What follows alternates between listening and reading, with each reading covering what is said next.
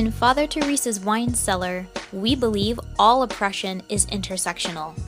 And this means our analysis of current events frequently includes discussion of difficult and explicit content.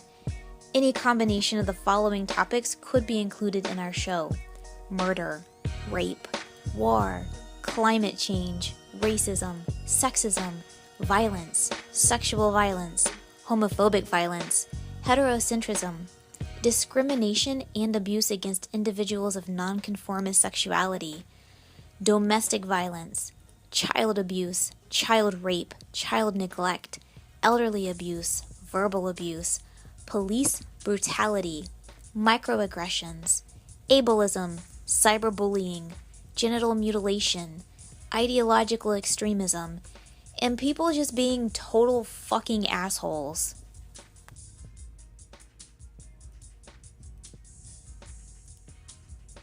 Global health experts are tracking the spread of a new COVID-19 variant. It's called EG5, and so far cases have been reported in the US and the UK. For more on what we need to know, I'm joined by infectious disease specialist Dr. Isaac Bogoch. Doctor, good morning. Good to see you. Good morning, Marcy. So just when we were all hoping that COVID was in the rear view mirror, we now have a new strain that is dominating, and it's been detected in the US and the UK. What does it tell you about the spread of COVID-19 and the development of new strains?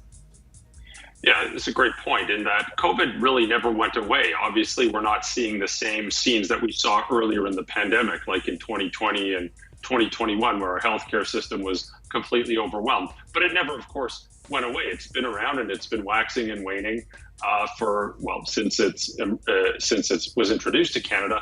And really, since the spring of 2022, we've certainly seen waves. They just haven't been as impactful as earlier waves. EG5 is yet another mutation. It's still under that Omicron umbrella. And I don't think people will notice anything different compared to more recent waves that we've seen since the spring of 2022. The diagnostics are the same. The therapeutics are the same. The symptoms are likely very similar. The ways to prevent it are the same. We have the tools to do this. We'll likely see a rise in cases starting, in the latter part of August or early in the fall in September. And certainly we have detected this EG5 here in Canada. It's been detected in Ontario for several weeks now, and we'll probably see more of it in the weeks ahead. So you mentioned the tools that we have in our toolbox. I think it is pretty safe to say a lot of people have not been keeping up with their COVID-19 vaccines. To that, what do you say? What's your advice to people as we go into the fall and we now have a new strain of the virus, Doctor? Yeah, this virus is going to continue to impact Canadians. And of course, it's going to disproportionately impact those who are more vulnerable to the virus. Those are older Canadians, and those are people with underlying medical conditions that put them at greater risk. The National Advisory Committee on Immunizations a few weeks ago made an announcement. They basically said, listen, we'll see a rise in cases in the fall. There's going to be an updated vaccine available. It's a booster campaign in the fall. They recommend that people go out and get this vaccine, but they were very clear to strongly recommend that those who are older or at greater risk for infection or who reside in long-term care facilities, a few other groups as well, that those individuals go out and get the vaccine. We know the vaccine, of course, doesn't do the same as it used to in terms of protecting us against infection and onward transmission. It still does to a little bit, but not to the same degree. But the vaccines continue to provide significant protection against more severe manifestations of the virus, like hospitalizations and death. We can expect the vaccine to continue to provide that same level of protection, especially for the most vulnerable Canadians. What have we learned about how long a vaccine causes immunity, gives us immunity? Well, we can think of this in a few different ways. One is, does it stop infection? And certain vaccines do that. For example, measles vaccines are extremely effective, and they do a remarkable job in blocking the vast majority of measles infections. COVID-19 vaccines initially blocked infections rather well. And of course, if you block infection, you block onward transmission. But with the mutations of the virus, we don't see the same degree of protection in terms of blocking infection and onward transmission. It still can do it. It's just not nearly to the same extent. But regardless, the other way to look at this is, hey, does this vaccine protect me from severe illness? And can this blunt the severity of infection and the severity of illness that someone's going to have, especially people who are vulnerable to COVID or more vulnerable to severe infection and more at risk for severe infection? And the answer is yes. This vaccine does a remarkable job in protecting the most vulnerable from landing in hospital. And I think it's important. It's not perfect, but it does a really good job. And I think it's extremely important that Canadians who are, especially those at greatest risk for severe infection, be up to date on their vaccines. And we'll hear more from NACI with the fall vaccine booster campaign in the coming weeks. Dr. Bogoch, thank you so much. Dr. Isaac Bogoch is an infectious disease specialist. And the numbers are in, and COVID cases and hospitalizations are spiking across New York State. They're spiking. All right, get ready for that. That is fun. There's Phoenix Calida, also spiking, having a good time. Having a great time. Oh, you want to sit in? I can sit in. I was going to tell you something, but that can wait until you're done. Yeah, you want to... Yeah, this is the style that Phoenix Calida has walked in on the workflow. Typically, I'm down here in the basement by myself workflowing. Yes. And Phoenix Calida is upstairs in the attic workflowing with the business over there. Yes. 501c3 action. All right, so yes, COVID cases up. I love these regular local news stations. Yes. They're the shit. I'm now kicking myself because I think I forgot to get a screenshot. It was a school district that basically said, like, COVID is over. Bring your kids back to school, like, last week. You know, guess what I titled this episode for the main podcast feed that goes everywhere? Back to school COVID for yo kid. Yes. Yes, I put YO apostrophe for yo kid. And thinking of screenshots here. Yeah, see, as soon as Phoenix Calida tell you, now the tangents are back. We were doing a great job, just getting down to the business. Now we're like, wait, I got a screenshot. I show up to ruin things. That's what the fuck I do. All right. Where the heck darn is that one? There's always too many screenshots in one's life. But I did get some a coworker left their phone unlocked and sitting on the table. Now, I'm not nosy, I'm an investigator, but they had their podcast application open. Mark Levin, Greg Gutfeld, The Five, Bill O'Reilly, Trey Gowdy, Prophecy Watchers. Prophecy Watchers? Yeah, this cat, this God, it smells like a grift through the phone. Like, what the fuck? Yeah, that's what this cat listens to during a shift. And it's like, that might be why folks are so irritated by this cat. He's like, I guarantee you he has like smartest man in the room syndrome. Ew.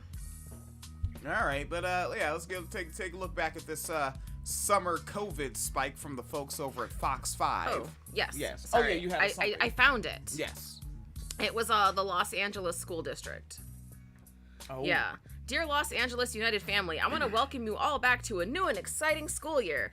I became the medical director for this district in the midst of a global COVID-19 pandemic. As a mother of two, and I want to tell young Los Angeles Unified students, like many of you, I share the same anxiety around sending my children to school at that time.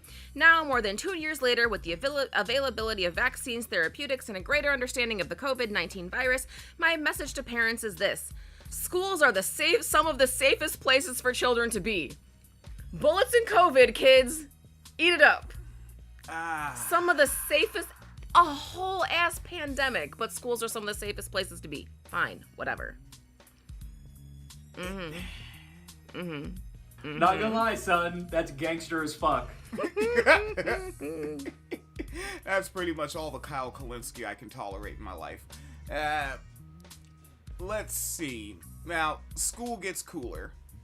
To the latest numbers from August 2nd, cases were up 55% and hospitalizations climbed 22% compared to the week before. So what's to blame for the rise in these cases? That's right. Everybody seems to have a theory from a new variant, summer travel, even people packing theaters from Barbenheimer.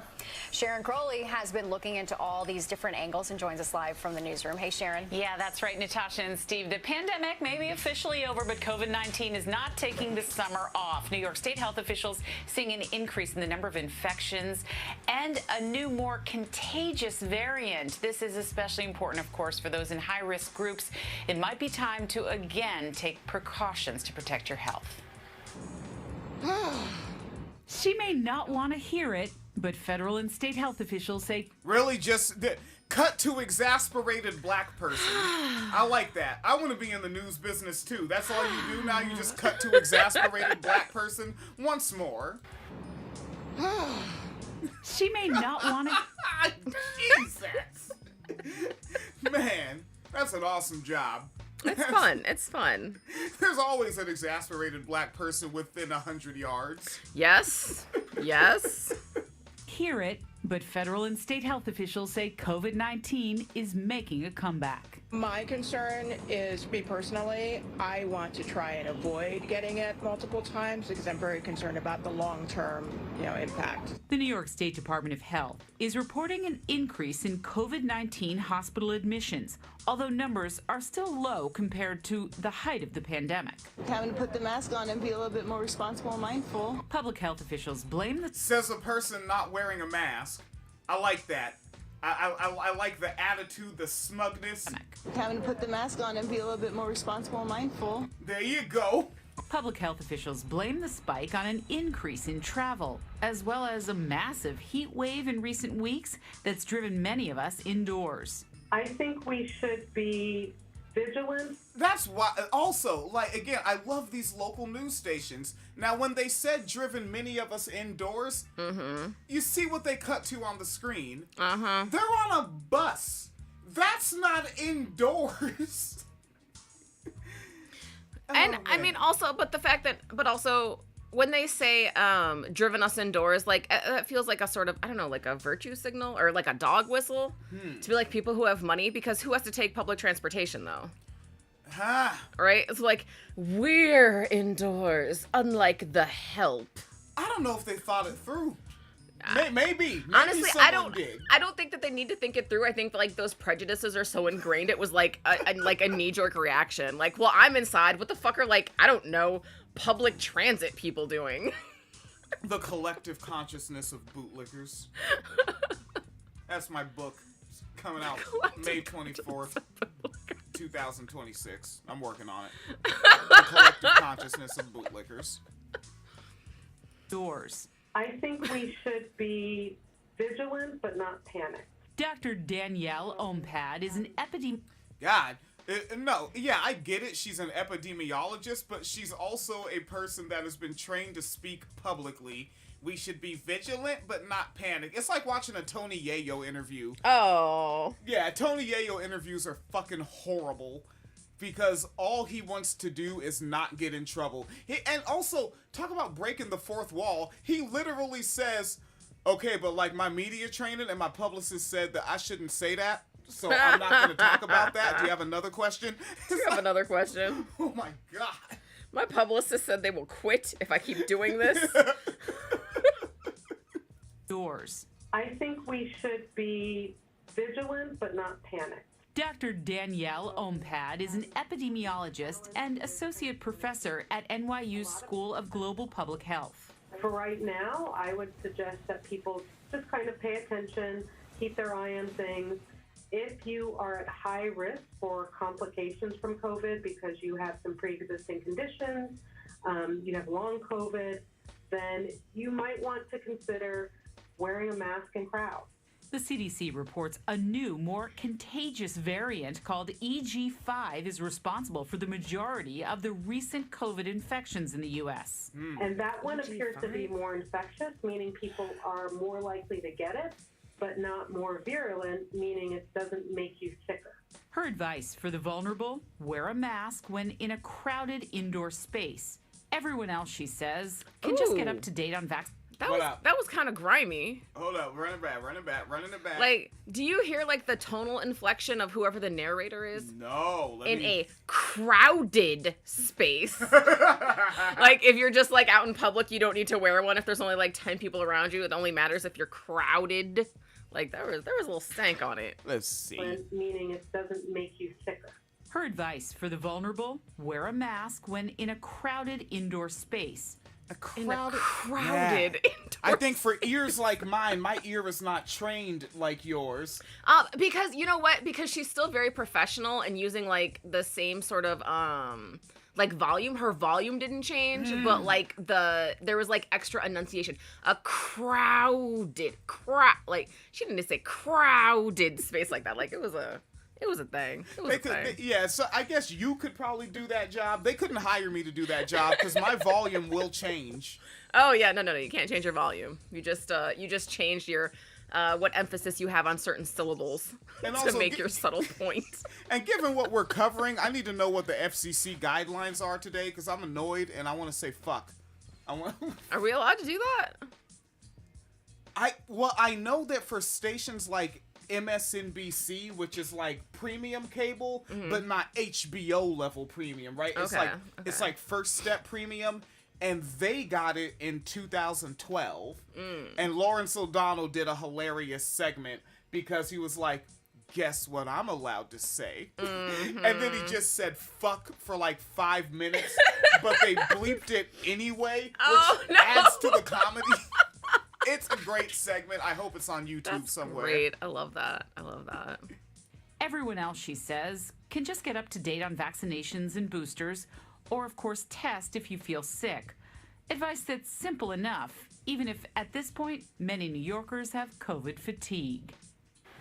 Well, the New York State Health Commissioner reminding New Yorkers that COVID is, of course, treatable, and if you feel sick, to call your doctors. 3 years into this, guys, there are medications to keep people from becoming really sick and having to be admitted to the hospital. Natasha and Steve? Yeah, indeed. All right. Thanks, Sharon. The level of COVID-19 is on the rise again as a new variant emerges in the U.S.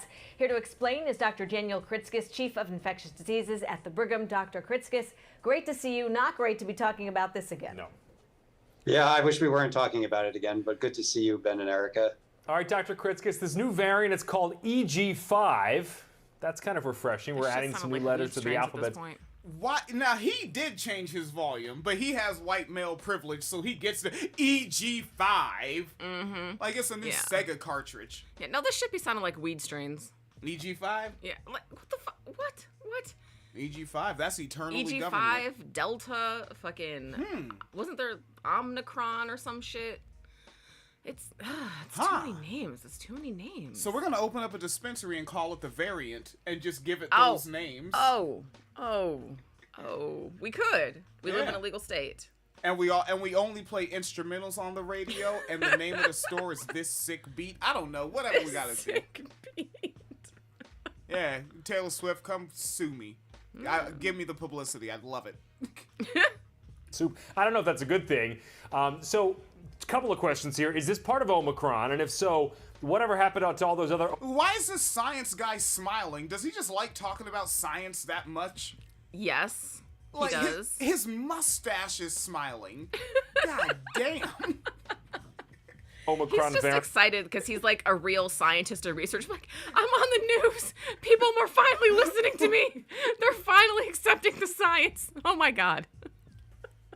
Not everyone. Well, not all people. Fox News viewers, because this is mainstream media, so Fox News viewers can't watch this.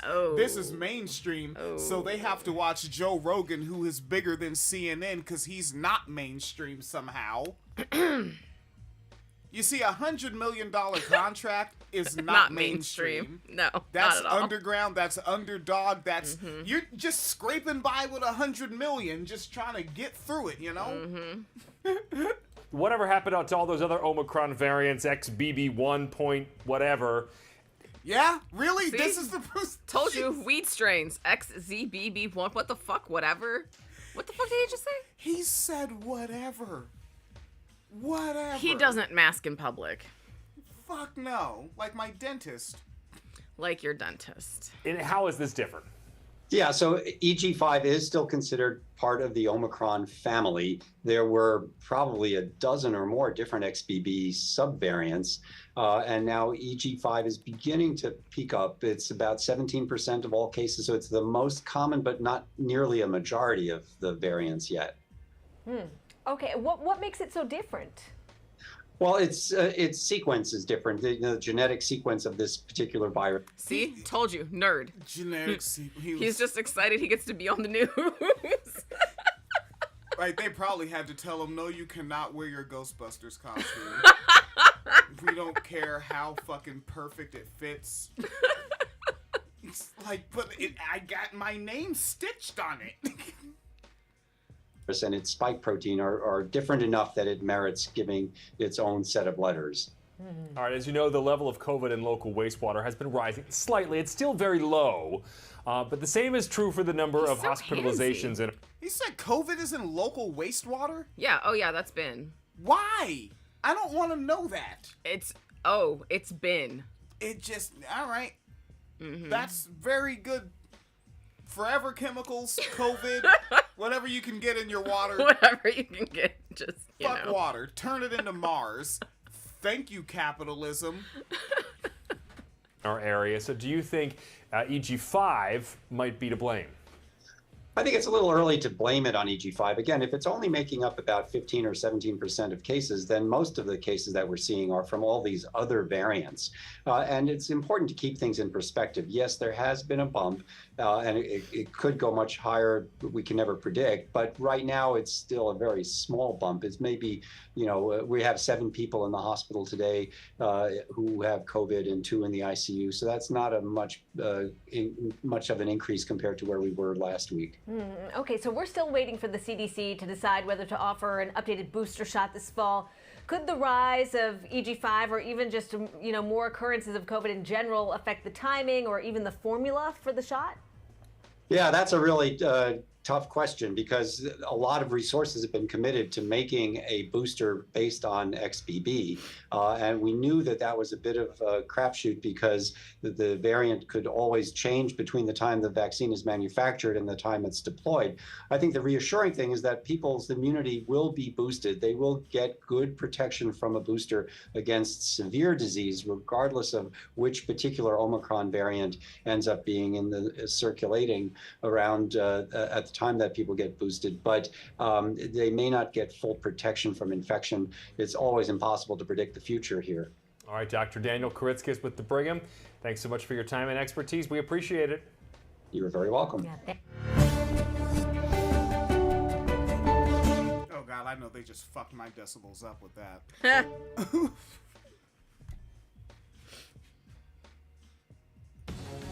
This is Chicago's very own WGN Evening News at 5. I know them. Right? Is Tom Wojciechowski still on doing the weather? I don't know, but it's fun following these local love news guys. WGN. That was my shit in Chicago. Yeah, remember when you could just watch TV? Yes, I do.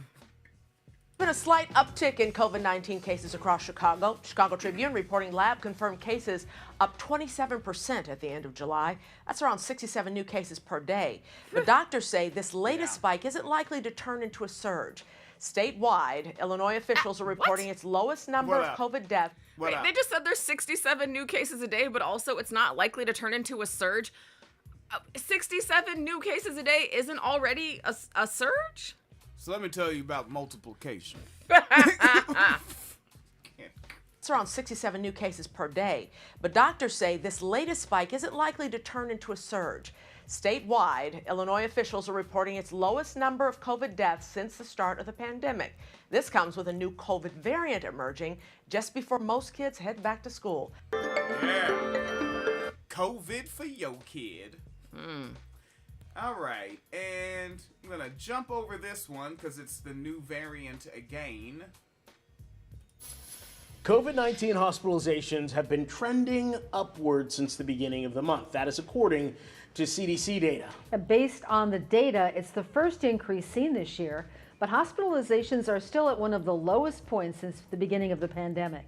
Sydney Shadrack spoke to an upstate doctor about the trends and joins us now in the studio with more on this. Sydney? So Carol and Nigel, in addition to that uptick in hospitalizations, as we know, there's also been an announcement of a new variant. There's also been talks of a new booster. And after years of different guidance and different mandates, people may be wondering, what do I need to know now? Well, Dr. Nancy Patel, a pulmonologist in Lawrence County, says the country is currently seeing an uptick in cases and hospitalizations, but South Carolina does remain at low risk. She says most of the new cases that are being seen in the country are being seen in larger cities.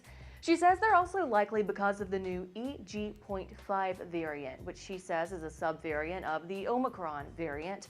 Dr. Patel says this variant does seem to be slightly more transmissible, but that there is still more data that needs to be collected about the severity of it. Right, since the OG-19 in 2020, it seems like that's what I consistently hear and read, that like this one's even easier to transmit. Even easier.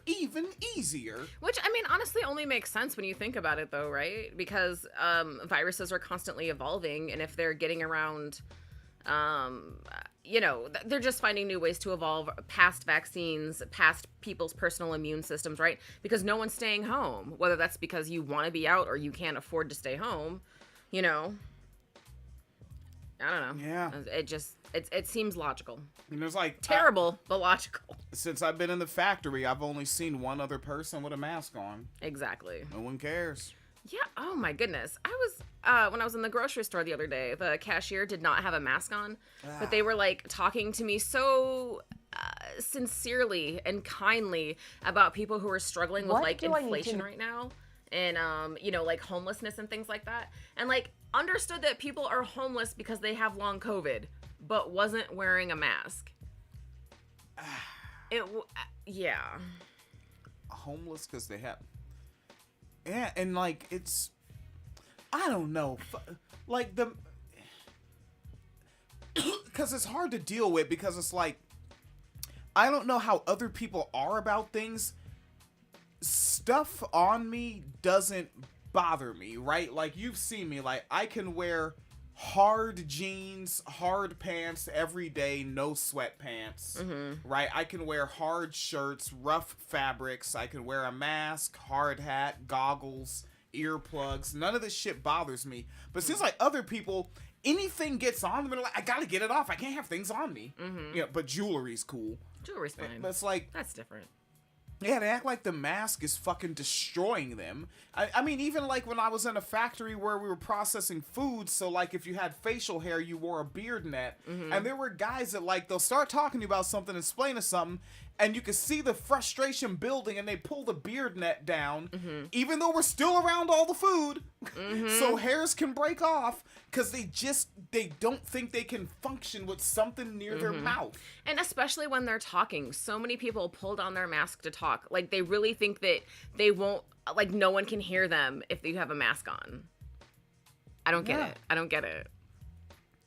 The frustrationary.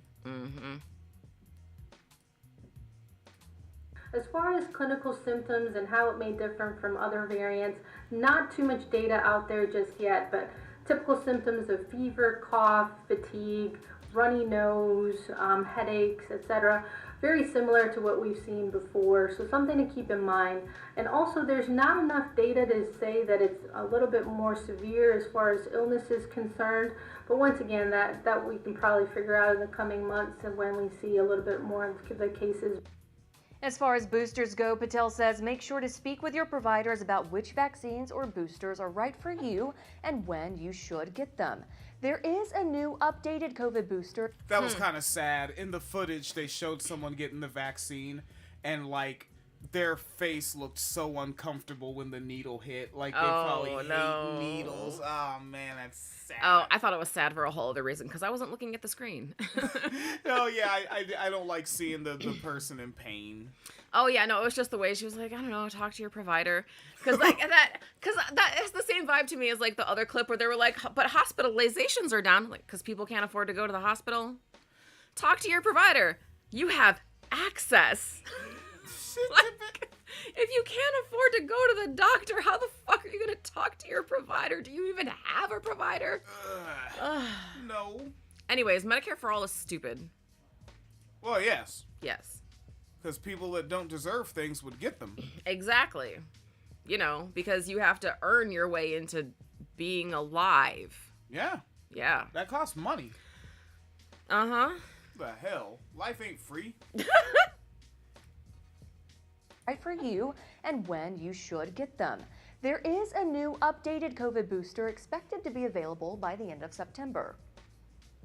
I believe that the booster that's scheduled to come out in the fall may necessarily not encompass the new variant, which is the EG.5. It is, however, very similar to the other variants that have been in the community, and therefore you shouldn't see too much of a difference when it comes to immunity and having enough protection along with the new variant that's on the rise. Patel says, keep in mind, even though South Carolina does remain at low COVID-19 risk, kids are going back to school and we will soon be entering the fall season. She says if you do feel sick, get tested for COVID early so you can be treated if you need to be.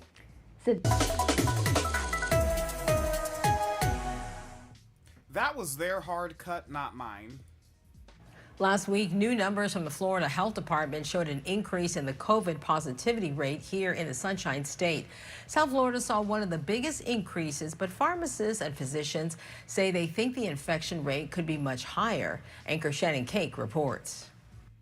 With the COVID positivity rate hovering right around 20% in South Florida, local doctors are telling patients to take the easy precautions, hand washing, protect the elderly, and avoid crowded spaces with little ventilation. That worries me. As for that last-minute end-of-summer travel, If you can avoid it, avoid it. Just plain as simple as that. That's my message. If you can put it off to another time, I would do that. We usually like to go with the vitamin C, the zinc, vitamin D, or if we're treating the symptoms themselves, something like a Tylenol cold and flu. Wellington pharmacist Frank Cuckoo is back in the aisles helping guide patients. State-wise, when we saw the data, it's about a 20% increase in the state. Patient visits to his pharmacy are picking up, but there's something different with this COVID ripple. It's very interesting. Cuckoo says this time COVID is presenting milder. We're seeing people coming in, it's just more like, hey, I think I have a cold or I have allergies. So a lot of sneezing. So it's naturally in the lungs that we see it more, it's just really in the nose. It's the reason Cuckoo believes the positivity rate in South Florida is actually higher than 20% as patients confuse their COVID symptoms for the common cold. People are... You know, as a person that was there for 12 years, yeah, that sounds like Florida folks. I just want to point out that he's talking about how there's more cases than are suspected, but he's not wearing a mask in any of these cuts, including the ones where he's in his own pharmacy stocking shelves. Well, when you think about it, he's a Florida guy himself. Ugh. Right? Thanks, I hate it. I'm not testing as much as they used to, but more importantly, I think people are confused about the way it's presenting. So they're just like, you know what, I'm not going to test because it's probably a cold, and that's the danger. Shannon Cake, WPTV News Channel 5. So what are the symptoms? Generally speaking, sneezing, runny nose, head cold, coughing, not as much fever or extreme fatigue. The good news, Dr. Diaz says that she expected the virus to morph over time and become less virulent or deadly. The 8th. The news is a shit show these days, and we're here to give you a break from the white supremacist media bullshit by bringing you the shitty news so that you can feel less like shit because you know the people discussing all the fucked up shit give a shit about you and the shitty situations you deal with every day. So shit. Pour yourself a glass and settle in for Father Teresa's wine cellar. Police are called to a multi-million-dollar Hollywood Hills estate after neighbors hear screams coming from inside the lavish home, fearing someone inside was being hurt. But what they found instead was a group of squatters who had been illegally living inside the home that has been abandoned and now trashed. Neighbors say the whole situation happened. Yeah, so the fuck what? Right. So they're squatters, illegal. Yeah. But also, where were they staying? An abandoned home. Right. And It's illegal to stay somewhere that someone else left. And like so many things are wrong. I always critique like those of us that might be considered leftists for like not staying on one particular message, like how like Wine Cellar Media, like we did like 3 straight years of like, you know, I guess now this is the word for the algorithm, grapist cops, right? Cops that are really into grapes. Yeah. You know, and I heard it through the Vine, all right? Like staying on that message consistently, right? Like Phoenix Calida gets on the mic, guess what you're gonna hear? This is what's wrong with what is it? The Nordic model. Yes. Nordic model. I dare you. Search Phoenix Calita's name and Nordic model. Get ready for pages. Like, it's gonna come through. Yes. You know, and that one of them that, like, at least one certain pocket of leftists should have sat on, right? Like, maybe get some together, right? Like, have Nicole Sandler, Randy Rhoads, and Robin Kincaid, like, stay on this one and keep saying there are more empty houses than there are homeless people. Yes. Keep saying it. Yes. Right? Like, the right wing, they have been saying the exact same things pretty much forever. Yeah, since minstrel shows, right? Like, since they made up minstrel shows to say, nah, the colors love what we're doing to them down here in the antebellum. You know, like, they stay on their message. We don't. We don't. Because we're trying to fucking refute shit with facts, as if the right wing cares about facts. Yeah. Right? Or, like, I mean, the larger thing, when it gets down to it, where will it ultimately end up? We know that every single day, a new young person becomes interested in politics and policy, and we hope we get to them first. Yes. As opposed to Kyle Rittenhouse, who's doing political stuff in Texas right now. Why wouldn't he be? He's probably a millionaire right now. Oh, he's backed by 2 billionaires. God. Like 2 very specific billionaires. I know one of them isn't a Coke. Thoughts and prayers, buddy. Has them concerned. KTLA's Rick Chambers is live in West Hollywood with a closer look at the problem. Rick. The problem. Yeah, sure. We're talking about those empty houses that are being used by partiers and squatters, and it. All those empty houses. What are we gonna? We gotta save the empty houses. Yeah, save the empty houses. Yo, this cat looks like that really creepy actor guy that we found out was was it John Voight?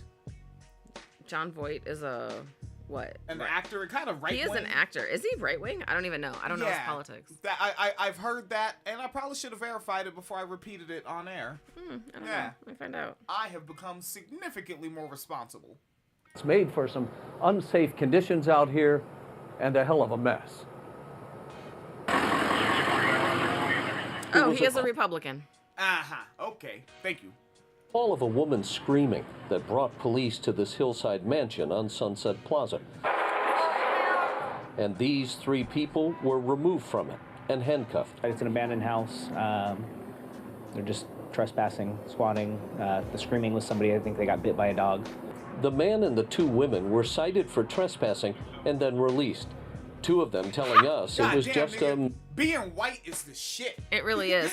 Okay, so first of all, just random thing about John Voight. I looked this up, an article from last year. He pledged allegiance to Donald Trump. Fucking weirdo. Damn, I heard he was right wing way before that, but so he's pledged allegiance to Trump right wing. Yeah, like last year. So I don't know where he's at right now, but yeah. But also this story. How the fuck can you trespass on some shit that's abandoned? How? Make it make sense, please. Because we're the LAPD and no. Jesus. misunderstanding. But I was hired to clean up. I take the squatters out, get the house ready to prepare for lease or for sale. I was delivering ice and water to these guys here, and they said the cops are coming. I said, so what? I was looking for my keys, my car keys are in there still. But the real... Damn, nigga, that's the attitude. I was bringing them some water. They said the cops are coming. I said, so what? I'm looking for my keys. My car's out there. Hey, he was a water activist. You do what you gotta do. Estate agent told us off camera that none of these 3 should have been at the site. Now, this is a home that once listed for more than $10 million, but is now...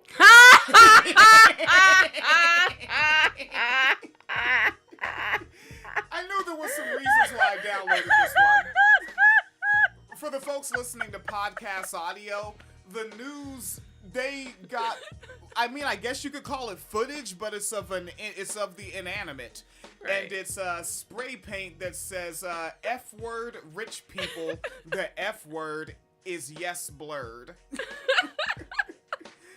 Oh man, that's a great people. Fucking cut. And what's really dope is like you have the city skyline behind it because remember they're on the hillside. Yes. Right in the big baller houses. They're like near Ice-T right now. and looking down on the people that should be saying F rich people. That is a grand old time. Thank goodness the police didn't see that. If they would have saw that, oh no, it's not cite and release. It's, oh, guess what? You look like a black man for some reason, and we got to do what we got to does. LAPD and NYPD I was in fear for my life. Yeah. Stop resisting. I mean, they were squatters. That sounds like squatters. What is that, like Alexandria Ocasio communist? Oh, communist Cortez? I don't know. I'm scared. Yeah, I'm scared for my life. Covered in graffiti. Sex. Who spray painted the and then underlined it? Spray paint and then emphasize. Sex is important. Sex is important. F rich people, sex, and a chair. Yes. We're having fun. You just inadvertently made a joke. That's great. I did? Yeah. What? Well, I mean, we always know when sex is happening. There's that one chair. If you know, you know. No, I know. I don't need to know. I like being a square. And littered with debris and feces. And what used to be million-dollar views are painted over. It's happening. Now, keep in mind, when they said painted over, again, there's spray painted words on the glass window or glass door, whatever that glass is. Yeah. The entire glass isn't painted. I can see the skitty skyline through it. Yeah, skiggity skyline. Skiggity skyline. Right? Like, I see it. It's not gone. I still feel like the people who abandoned this property should really, like, be the focus of the story, because aren't they supposed to be paying taxes on this big-ass fucking mansion? How much, like, y'all have all this fucking energy to come fucking arrest, like, 3 people who were just sleeping in an abandoned house. Where is the energy for them niggas who's supposed to be paying property taxes on this bitch? And also, like, I'm cussing. I'm not supposed to cuss, I think. Bad. Sorry. It's weird. YouTube is weird and stupid. Everything's so hard. It's so much harder to do content now. It is. Like, in the old days, you could rock out. Yes. Yeah, now it's so kid gloves, everything, or you can't monetize. Just wait till COSA passes. It'll get even worse. Yeah, like, here's a fun one, because I follow that guy, Blue Devil, to get a Southsider reaction. He's Blue Devil. Yes. You know, and he gave a little explainer on something before he did his typical show, and he typed in a rapper's name in the title of his YNW Melly. I don't know. There's too many rappers now. Yeah. And but when he put his name in the title, like a yellow thing came up that said, "You will not be able to monetize this." He took the name out of the title and put it in the tags, and it said, "Now you can monetize it." Wild. And then he did another video hours later with the name in the title, and it said, "You can monetize it now." Like, the game is shot. Wild. That's wild. That's why we gotta run on subscribers and PayPal hits, because like monetizing through ad rev is wacky. Oh yeah, I also want, what up? Oh, nothing. Go ahead. Oh, I wanted to note, this cat said, yeah, run it back, 10 seconds. $10 million. But the real estate agent told us off camera that none of these 3 should have been at the site. Okay. Now, this is a home that once listed for more than $10 million, okay, we know but that is part. now covered in graffiti and littered with debris and feces. Yes. And what used to be million-dollar views. $1 million views. You realize he's putting a price on looking at something. Yes. That, like, what if, and I know, wild stuff, way outside the box, the thinking of this black guy over here on the microphone. Huh? Yes. What if a couple hundred people from Britain didn't have the best ideas in the world? What if? Nah. Also, I just want to point out, like, the little bit of, like, well, I mean, there's a lot of propaganda, but, like, specifically the propaganda when they mention that there's, like, feces in there. Yeah. Because it implies that it's the people shitting in there. Yeah. But how do you know it's the people? Yeah, there's Because, animals. exactly, right? So, like, what if it's just raccoon poop? Because it is an abandoned house, but you see the way they're, like, vilifying the people who are in there. Yeah. But, yeah, anyways. Father muckers. Are painted over. It's happening pretty often. And neighbors who don't want to show their faces are concerned with strangers coming and going at all hours and the crime that comes with it. How long have they been in there, do you think? These people probably 4 or 5 days. I didn't know what was going on. You're just finding out? Just finding out. It doesn't make me too happy. It makes me aware of my surroundings a little bit more. This is a property that police have visited before during the past year, and it may take action by the city to find. That place, it's so big that the cop cars were pulled up on like a balcony. Balconies that can support vehicles. And see, but also even like the pictures they're showing, right? I see like a sink that's like disconnected. It's just like a sink on the, like the sink, I don't know, like apparatus, right? So it's like the sink in the cupboard thingy that it goes in. Just on the floor. It's not attached to anything. It's not in a bathroom. It's not in a kitchen. It's just like a loose sink. Do you honestly think the people that were sleeping there did that? Yeah, they're plumbers. Like, what the fuck? Again, who are the people who left this big-ass property abandoned like this? With the fucking fixtures and everything in there. Like, what is this? They get it cleaned up. And this vandalism doesn't... Oh, what was that? Was that a rest in peace? Yeah, I thought I saw an R.I.P. Okay, rest in peace. All right, rest in peace, Blasto. All right, shout out to the homie Blasto. Rest in peace. And this vandalism doesn't seem to be hurting the property values, though. There are still very large, elaborate homes that are building all throughout this canyon. Interesting. He also said that they're making more? They're making more. But also note earlier, like 30 seconds ago, he said what used to be multi-million-dollar views. But then he used said to be, but now it's not costing them any money. It used to be multi-million dollars, but also it's not costing them any money. Like, the propaganda, it's wild. Generic Voight, go funk yourself. As temperature records are broken all over the planet this summer, scientists are also increasingly concerned about what's happening to the sea ice around Antarctica. Oh, yeah. William Brangham is reported from that southernmost continent and has been talking with some of those researchers, is here now. Yo, and this cat, he looks like the guy that played Cotton Weary in the fucking Scream film. He's got, he looks fucking kind of scary. How to explain? He looks unamused.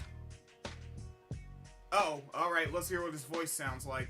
Hi. So what? Nah, man. Nah, he's scary. Fuck all that. Is happening down there? It's wintertime. You would assume there is more ice, not less.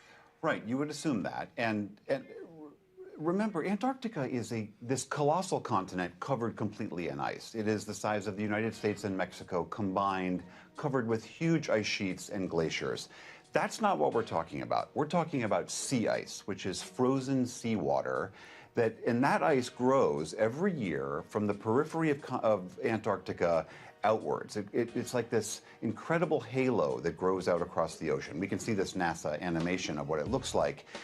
That growth of that sea ice is so massive, it doubles the size of the continent every single year. Oh. But the problem is that this year, and last year to a similar extent, that ice has not been growing nearly as quickly. I want to put up this other chart here. This shows the traditional, that line at the top is what normal growth of the sea ice is. That red line below is where we are now. It is a marked difference. That is roughly the size of Alaska. And I'd note, let me run that back on that chart again. Yeah, like, I'm pointing at it as if the people could really see me pointing at it. But, like, where that line is, it looks like it's going to plateau there. Yeah, it does. Yeah.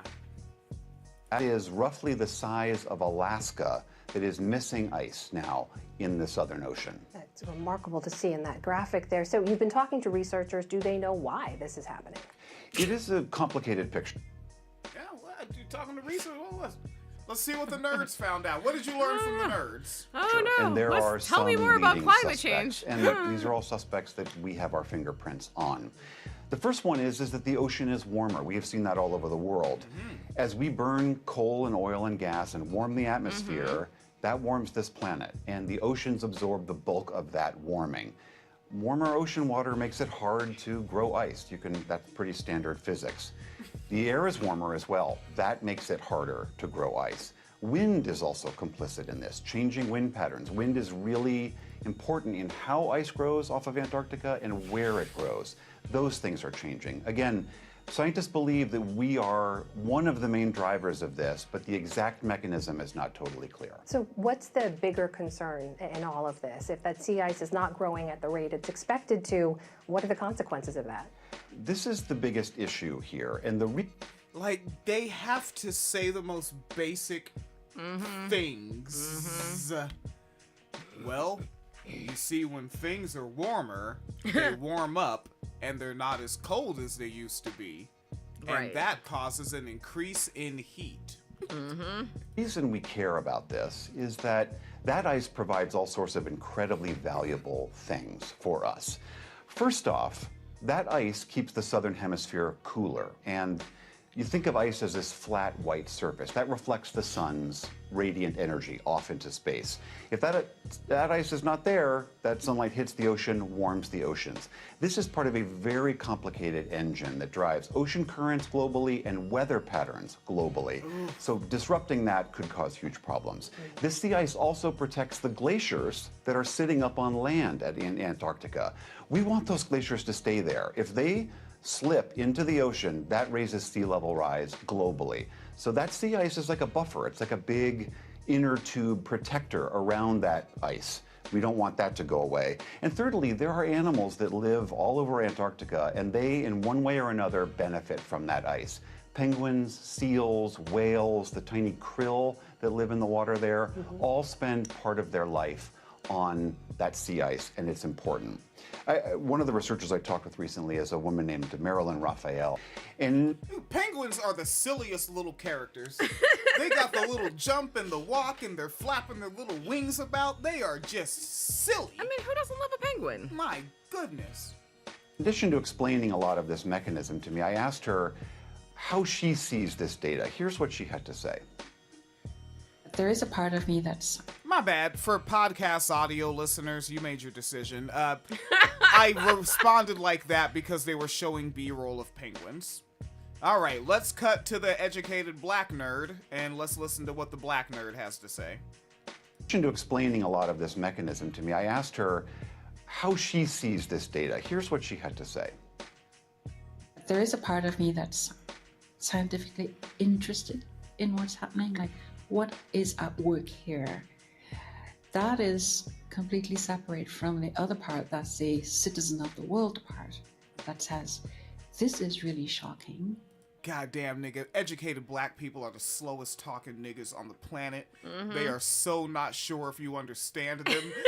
Because you have to be clear on so many levels. Like, can the right wingers understand me? Can the liberals understand me? Are the other black people hearing me? Like, right, like Martin Luther King wasn't talking like that for effect. It's because he was an academic. Remember, there was a DR in front of his name. There was. And it's not good. It's not good news for our system. And not just the Antarctic system, but for our global climate system. Is that where we are? We just laugh at climate change news now? Like, what the fuck else are we going to do? What are we going to do? Apparently, the world is content with letting like 50 billionaires kill us all. I don't know what else to do. Oh, man. Oh, here comes another graph. I like that. I look at the curve daily. But okay, that's the same one. All right, with the impending plateau. Oh no, this is not the same one. This is average sea ice. The other one was 1970 to 2010 average sea ice. This one is 1979 to 2010. Okay. I look at that curve early, and I'm almost willing it to inch upwards, but it's not listening to me. Researchers all over the world are willing that graph to go up, to grow more of this sea ice. So you realize what she just said, and he said her pronouns were she, and what Cuzzo just said was like, the nerds have reached a point where they're essentially doing nerd prayer. Yeah. Right? I just want to will it. I will it. I'm manifesting. God damn. Nah, it's over, yo. Just don't have kids. That's all I got for you. You already got kids? Hey, guess what they're going to deal with? But there is no evidence that it is. We are about to hit the peak of the Antarctic winter, meaning so if its chances of growing to its fullest extent are about to run out, soon the sun will return to the southern hemisphere, and that already shrunken ice will continue to melt and break up and go away. incredibly sobering information. William Brangham, thank you for your expertise on this and your reporting. My pleasure. Whew! Well, I grew a 9-foot-tall sunflower, folks. Yes. So that's pretty cool. That is cool. When it says mammoth on the pack, they're not playing with you. I'm impressed with the morning glories that are climbing up them. Are you talking about the purple ones? Yes. That is a pretty cool? looking flower. Yeah, I love morning glories. I picked those up, by the way. Word. Yeah, because they used to grow but where I grew up. They used to grow there was like a little like abandoned sort of prairie lot thing by the railroad an abandoned tracks. $10 million house. An abandoned $10 million house. Okay. Yes, with feces of unknown origin. $10,000 feces. $10,000 feces. But yeah, no, morning glories used to grow there by the railroad tracks. I used to love them when I was a kid. So. Word life.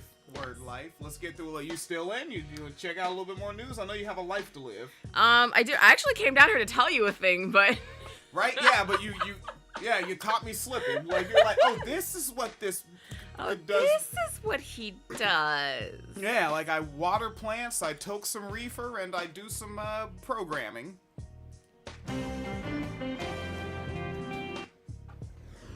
Well, now to this here at 9, a tentative deal reached today between Loretto Hospital and the workers. The union. All right, let's do it.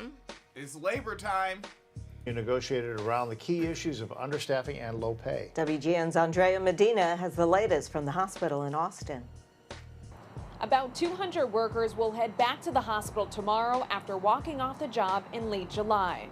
What do we want? After 11 days of Loretto Hospital workers on the picket line, union negotiators and hospital administrators reach a... Oh, hold on. Let me look at that sign they had up there. All right, so they have CEO Tessa has to go. CEO Tessa has to go. That doesn't really flow. They also have short staffing, skull equals a tombstone. So death equals death? Dangerous working conditions. I can dig it. This one, contract is in the middle in bold letters, and then in red letters around contract is now with an exclamation around each one. All right, good stuff. Administrators reach a tentative deal on Thursday evening. I think when you prepare for strikes, you prepare for the worst. Oh man, they had to put the black bourgeoisie out for the camera. So this is Greg Kelly, the SEIU healthcare president. So this is not one of the strikers. All right, so Greg Kelly, what do you prepare for, brother?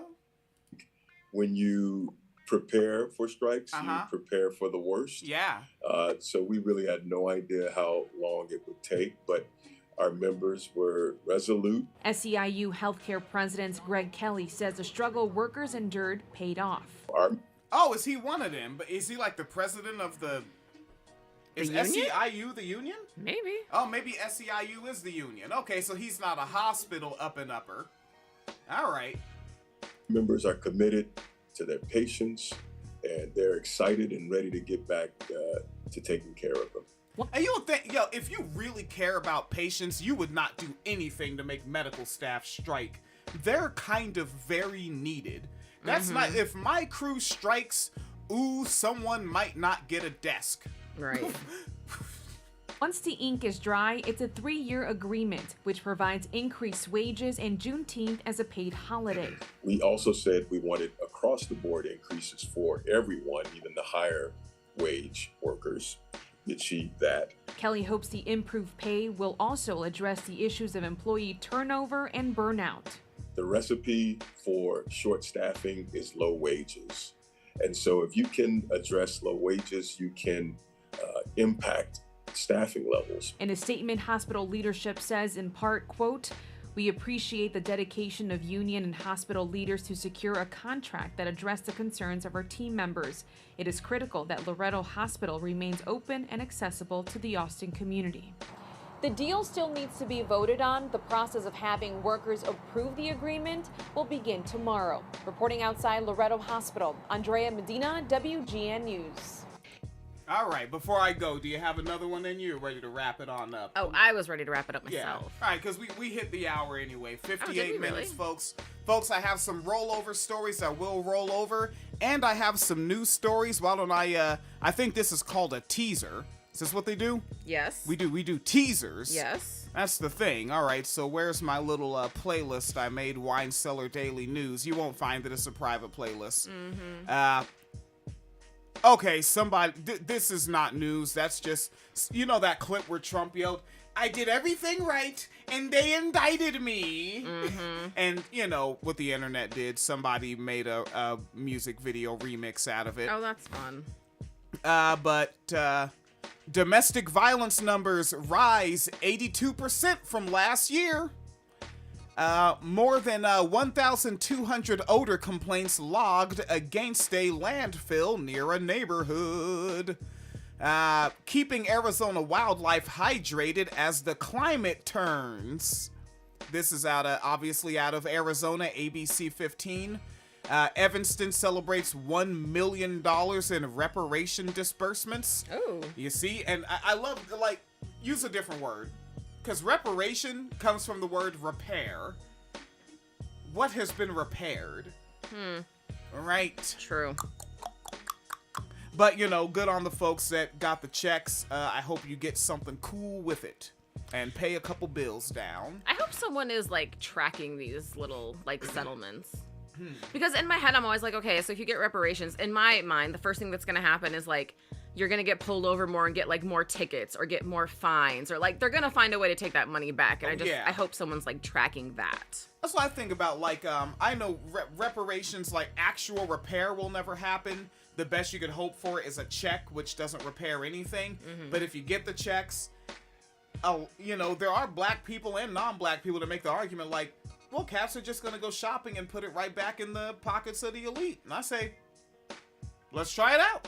Yeah, let's find out. Let's see if that happens. And if it does, at least I still got my check. Exactly. I'm supposed to not get my check because that nigga's going to go get Jordans. I don't give a damn. He's going to get Jordan. It's not like I'm not going to get a reefer. Yeah, I'm going to pay down some bills and, get a crib or something and maybe even, adopt a couple of lost black children. You know, but, I'm going to get some goofy shit. I'm going to get a new television set. What are you joking? Fuck yeah. I like TV. TV is amusing. Hell, BoJack Horseman. I want to watch BoJack Horseman on a huge fucking screen. Oh, God. Be on Twitter more. They're having a whole BoJack discourse. Oh, no. I mean, not that you would agree with it, but you should just watch it because it's funny. Is it the kind of people that think they're above it? Yeah. I mean, they... I live for the I mean, there are people who don't like the show because they don't get it, which sounds so fucking pretentious to be you don't understand it. But no, really, they don't understand it. Yeah. Yeah, because there's, apparently a whole string of people who are, upset that BoJack doesn't actually redeem himself in the end, and it's but why would he? They don't like that. Yeah, it's with all the absurdity and fiction around you, but it's the sociology of it is the reality. Yeah, we know. A cow doesn't serve people beef patties with an attitude. That's not a thing that actually happens, right? A cat and a mouse do not actually go on a dinner date and then try to have a kid. Yeah. No, that's not real, but people do, and that's what it's based on. And it's just I mean, if you look at it, Princess Caroline wasn't exactly a very good person cat. Yeah. Right? Princess Caroline was all about, being a part of the machine, no matter who it exploits or harms. Right? You follow her character through the thing. Princess Caroline is chasing that promotion, chasing that next dollar, chasing that gratification of what one might consider success. Yes. Right? The characters are flawed because they're based on humanity, which I don't know if you've noticed. People are fucked up. Yeah. Yeah. Doofy goofers. Doofy goofers. That's my angry word. Doofy goofers. All right, fine. Fine, that's where we're at. Yes. Okay, so we're gonna kill it where it lay and call it a day. That's not. Don't repeat that. I get that from watching Blue Devil Southsider reactions. That's his closing line. Mine is be as safe as possible wherever you are. and Facebook stop stream, YouTube